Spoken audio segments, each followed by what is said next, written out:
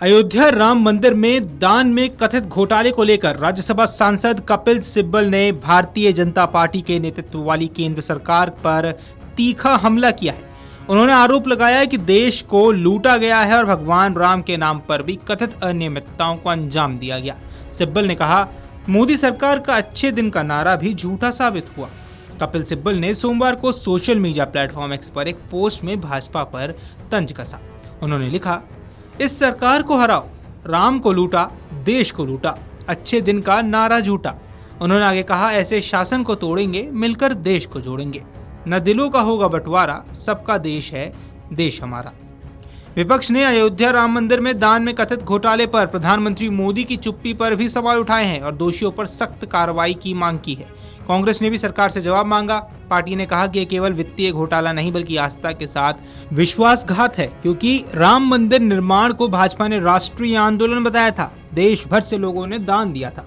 वहीं समाजवादी पार्टी के प्रमुख अखिलेश यादव ने कहा था, अयोध्या आस्था का स्थान है। जो ये खबरें आई हैं, सरकार को झुककर एसआईटी बनानी पड़ी। एसआईटी की रिपोर्ट किसे दी गई, ये भी एक प्रश्न चिन्ह है। जो कार्रवाई हो रही है उससे पूरे देश की जनता दुखी है। ये बहुत निंदनीय है। भाजपा पर निशाना साधते हुए सपा प्रमुख ने कहा, ये धर्म से ज्यादा धन की ओर ध्यान देते हैं। ये जो हुआ बहुत चिंतनीय है। ये हमारी आस्था के साथ खिलवाड़ है। जिन लोगों की आस्था के साथ खिलवाड़ किया गया है उन्हें प्रभु श्री राम कभी माफ नहीं करेंगे।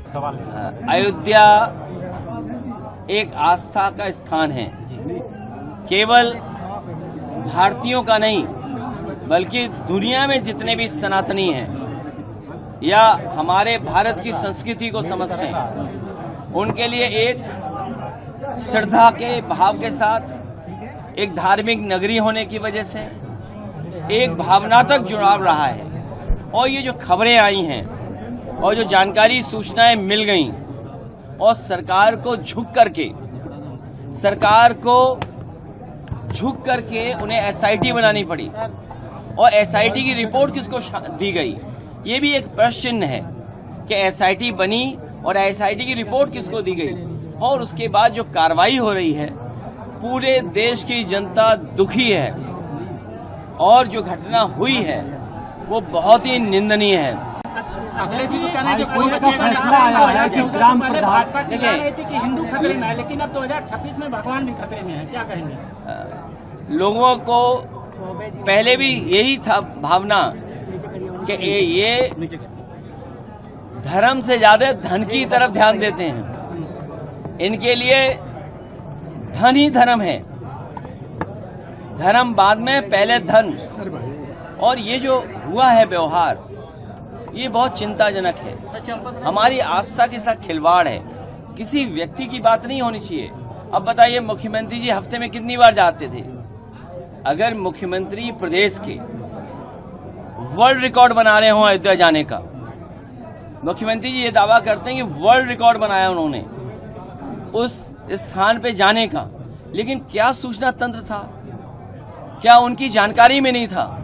अगर ये उनकी जानकारी में नहीं था, जो पूरे प्रदेश में भ्रष्टाचार फैला हुआ है या जिस तरह की महंगाई है या जिस तरह के आम जनता को इलाज के लिए, दवाई के लिए तहसील में, थाने में जो फेस करना पड़ रहा है, तो मुख्यमंत्री तो खुद ही स्वीकार कर रहे हैं।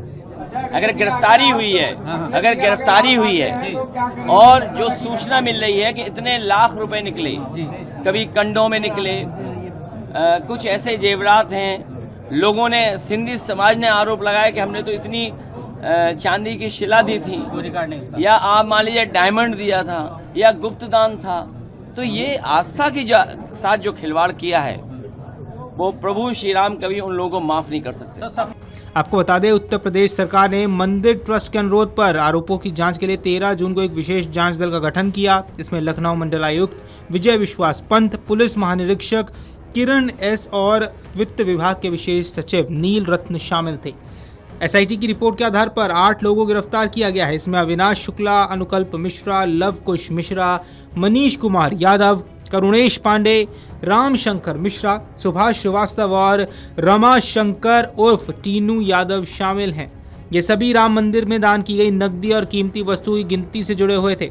सोमवार को अयोध्या की स्थानीय अदालत ने सभी 8 आरोपियों को 14 दिन की न्यायिक हिरासत में भेज दिया है। अगर आप ये वीडियो YouTube पर देख रहे हैं तो हमारे चैनल को सब्सक्राइब कर बेल आइकन दबाएं और Facebook पर देख रहे हैं तो हमारे पेज को लाइक करें।